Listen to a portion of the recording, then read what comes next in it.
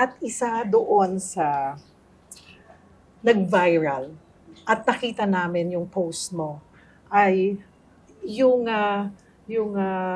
talagang hinintay ka, pinaghandaan ka ng tatay mo. And talagang maraming naantig doon sa post mo na pasensya na pa. Hindi ako, maraming nagpapa-autograph. Yeah. Did you see him in the crowd?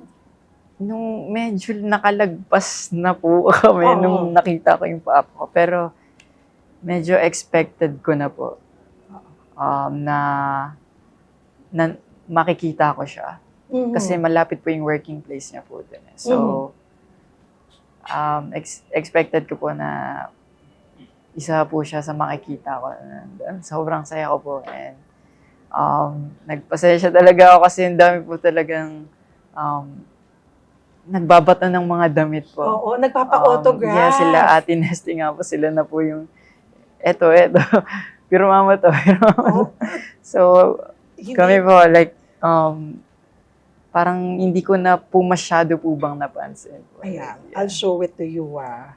Kasi talagang makikita mo siya, Yeah, buhat-buhat po siya. yung buhat-buhat siya nung Ayan. siya. So, namukaan mo siya. Namukaan mo siya. Yes po, especially sa sombrero po palagi niya po yun. Alam mo na. Yes po. So, anong pakiramdam? Sobrang saya po. Ay, sarap sa feeling. Yung suporta ng tatay ko, binigay niya sa akin. And papasalamat sa Diyos na may ganung taong sumusuporta sa akin. He's- Naniwala po.